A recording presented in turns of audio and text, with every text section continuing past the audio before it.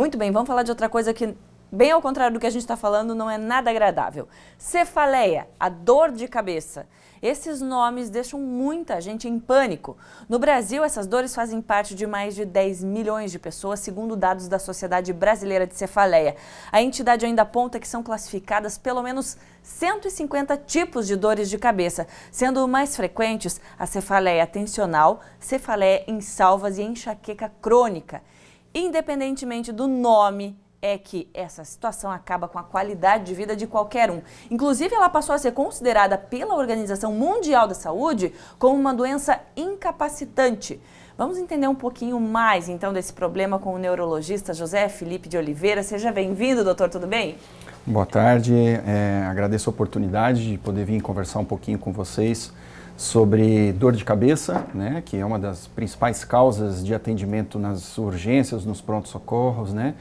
De atendimento... Até pronto-socorro, então, sim, atende dor de sim. cabeça? Atende de uma maneira muito frequente, né? Uma das principais causas de atendimento, porque, como você mesmo citou, né? É uma condição muito incapacitante, né? Ninguém quer conviver com dor e, justamente, a gente tem, ao mesmo tempo, essa incapacitação por quadros que não trazem, às vezes, um sinal de alerta para um risco maior na sua vida.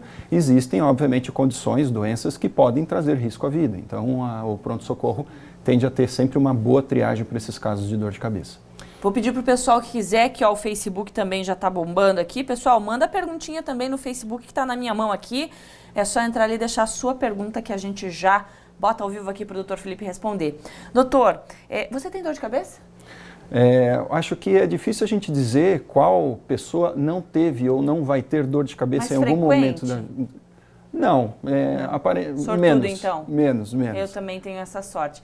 Eu acredito que eu tenho mais dor de cabeça, as situações em que eu tenho dor de cabeça, quando eu como alguma coisa que ataca o fígado. Uhum. Então aí a gente percebe que vem desencadeado de outro lugar. Sim. O meu fígado não está aceitando alguma coisa, vai desencadear uma dor de cabeça, mas eu sei que no momento que eu resolver aquilo ali vai passar. Uhum. Mas nem toda dor de cabeça tem uma fonte que a gente consiga identificar. Perfeito. É um comentário interessante porque, como a gente vê, as principais causas de dor de cabeça que a gente tem hoje são as dores de cabeça tensional, a cefaleia tensional, e a enxaqueca por si só. E a gente coloca como dores de cabeça ou cefaleias primárias, que são ocasionadas sem uma causa secundária, como se fosse uma alteração do funcionamento, digamos, do organismo de uma maneira geral, ocasionando esses desconfortos, né? Esse sintoma, a dor de cabeça. Então, uma grande parcela de pacientes, e na verdade as causas mais comuns dessas dores de cabeça, elas são causas primárias, sem um fator causal para ocasionar dor de cabeça. Tratamento. Antes de eu perguntar do tratamento, perfeito, vamos fazer o seguinte, vamos mostrar o caso da Fernanda, gente. A Fernanda sofre com dores fortíssimas desde a infância. Vamos ver o caso dela. Se tem uma coisa que incomoda é dor de cabeça, né? Independente se ela tá levinha ou então mais pesada, tem vezes que vem com tudo que a gente não consegue fazer mais nada durante o dia. Tem gente que não consegue trabalhar, estudar e a solução às vezes é dormir ou tomar muito remédio, que é o caso da Fernanda, que a gente vai conhecer agora. Para aliviar as dores, só assim, ó, a base de remédio. Os problemas começaram a surgir ainda quando era criança. As dores eram tão fortes que o corpo dava sinal de que algo não ia bem. Quando criança, assim, começava a dar dor de cabeça, assim, né? Eu queria me isolar, ficar no escurinho. Muitas vezes causava náusea e até vômito, né? Porque era uma dor muito intensa, assim. A mãe dela até então não sabia o que era e a procura por um especialista só veio quando Fernanda já tinha 17 anos. E lá veio o diagnóstico, enxaqueca. De lá pra cá, já são 10 anos à base de medicamentos para controlar as dores. A minha utilização de uso contínuo é esse remédio que é o propanolol, 80 miligramas, né? Com ele eu consigo evitar a dor de cabeça. Para fazer o efeito junto com ele, eu tive que mudar o anticoncepcional, então também mudei o anticoncepcional, também uso contínuo. Quando eu tô com uma leve dorzinha de cabeça, normalmente eu tomo qualquer analgésico, mas quando é uma dor mais forte, normalmente paracetamol, e junto com ele vem na receita a cafeína. Daí ajuda bastante e consegue ajudar a minha dor de cabeça e mandar para fora a enxaqueca.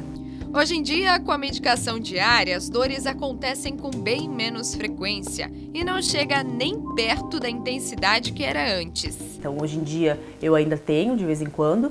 A última vez, acho que faz umas 3, 4 semanas que eu tive, né, uma crise, assim, mas também não foi tanto, assim. Só que foi aquela dor, assim, que, tipo, mais chatinha, assim, que lateja e fica, às vezes, por mais tempo, assim. Ficou em torno de 2 dias, assim, com a dor, assim, né? Mas não era tão forte que, tipo, me impedia de fazer outras atividades, que às vezes é pior. Às vezes é pouco tempo, mas realmente ela não consigo fazer nada, porque dói, às vezes até a nuca, né? Então não dá pra baixar, não dá pra fazer muita coisa. No caso dela, o emocional afeta e muito. Depois vem a tal da TPM e a própria intolerância à lactose que descobriu anos depois. Agora ela sabe certinho quando vão aparecer os temidos sintomas.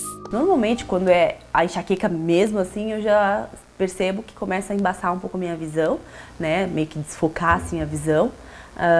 Às vezes sentir algumas estrelinhas, alguns pontinhos na visão. Ou umas minhoquinhas correndo na visão, assim. Então, eu já tento pegar o meu remédio, já tomar naquele momento para já evitar o negócio ficar muito maior e realmente eu que vou me prejudicar, assim, né? Embora com as dores sob controle, Fernanda tem a esperança de um dia largar de vez os medicamentos. O que eu gostaria de saber, né, no meu caso, que tomo medicamento já há alguns anos, direto, né, com uso contínuo, se eu poderia, num determinado momento, parar de tomar e também ficar sem a dor, assim, né? Ou se eu posso começar a diminuir as doses, algo assim. Então a Fernanda quer saber se vai ter que tomar remédio para a vida toda, doutor. E aí? É uma pergunta muito importante e que ela é feita frequentemente em consultório. Quando a gente tem quadros de dor de cabeça, como por exemplo um quadro de enxaqueca, a gente classifica a enxaqueca mesmo no decorrer do padrão da dor de cabeça e no tempo de evolução que ela vem apresentando, em termos de a duração da dor, o tipo da dor e fenômenos correlatos que fecham o diagnóstico da enxaqueca. Então, assim, a gente apresenta 2 maneiras principais de estar tratando a dor de cabeça de uma enxaqueca. A gente apresenta um medicamento para abortar a crise, a gente fala que é um medicamento abortivo de crise, então quando o indivíduo apresenta a dor de cabeça, ele toma um remédio para aliviar a dor. E nós temos, ao mesmo tempo, também medicamentos que são utilizados para prevenir que essas crises venham a acontecer. Então, nós consideramos esses medicamentos profiláticos, preventivos. Que é muito melhor. Exato. Porém, nenhum medicamento é isento de efeito colateral. Então, nossos objetivos sempre é tentar deixar o paciente com menos medicamento possível e nessa terapia com a menor quantidade de medicamentos possíveis, fazendo uma qualidade de vida e uma redução de número de crises. Então, isso varia muito caso a caso entre os pacientes. Alguns pacientes demandam a necessidade de um tratamento preventivo diário, tomar um remédio todo dia, para que ele possa controlar e diminuir tanto a frequência quanto a intensidade das crises. Só que eu acho muito importante citar, isso a gente conversa muito em consultório, só que nem todo mundo na correria do dia a dia valoriza, né, considera isso uma prioridade, que é justamente a qualidade de vida. Nós precisamos ter uma boa noite de sono, nós precisamos ter uma válvula de escape, que eu sempre uso esse termo, válvula de escape, que é com relação à atividade física. Então, a atividade física regularmente ajuda a gente a ter um estado de saúde melhor, liberar o estresse, melhorar questões emocionais, sono, e isso como por ela si disse só... ali, né? Ela tem questões emocionais que ela sabe que são gatilho. Aliás, tem testes que as pessoas podem fazer para descobrir qual que é o seu gatilho. Por exemplo, eu sei que dor de cabeça para mim significa fígado. Agora, a pessoa, sei lá, se é o estresse, se é, sei lá, o ar que respira, tem como descobrir qual é o gatilho que desencadeia essa enxaqueca? Porque não adianta tratar só a dor quando ela vem, né? Perfeito. Tem que saber o que desencadeia. Perfeito, uma pergunta muito boa, porque a dor de cabeça ela pode acontecer por várias causas, ou às vezes mesmo do organismo ocasionando uma dor de cabeça primária. E nessa perspectiva, quando a gente trabalha com as dores de cabeça primária, que nem na situação dela, que ela já tem dor de cabeça há muitos anos, a gente até gosta de trabalhar o que a gente chama de diário de crises de dor de cabeça. A gente orienta o paciente a ele literalmente fazer um diário onde ele possa estar documentando o dia que ele teve a crise, e nesse dia qual foi a intensidade de dor, e que ao final, por exemplo, de 30 dias, a gente consiga dizer a frequência de crises, a intensidade e os fatores gatilhos. Se teve alguma coisa que ocasionou essa crise ou não. Por exemplo, o consumo alcoólico excessivo, sim, uma privação de sono, um jejum prolongado, entre outras características afins. Exatamente. Tem pergunta, doutor? Aliás, deixa eu corrigir. João Felipe de Oliveira, né, doutor? Obrigado. Eu falei errado. Ana Alice mandou, tenho dores de cabeça quase todos os dias, mas a dor é na lateral da cabeça ou em cima dos olhos. Então aqui, né, na têmpora, acredito. Nunca tenho dor de cabeça na cabeça toda. O que poderia ser essa dor? É uma pergunta interessante, porque assim, a gente pode ter dores de cabeça não necessariamente pela região específica, mas pela história que a gente colhe com o paciente em consulta. Então, assim, existem várias causas que poderiam estar trabalhando com relação a essa dor. E se essa dor é incômoda para ela, é importante ela procurar um clínico ou às vezes um neurologista para que ele possa estar fazendo um exame físico, detalhando dados da história que possam caracterizar, por exemplo, causas bem variadas, uma enxaqueca, uma dor de cabeça tensional.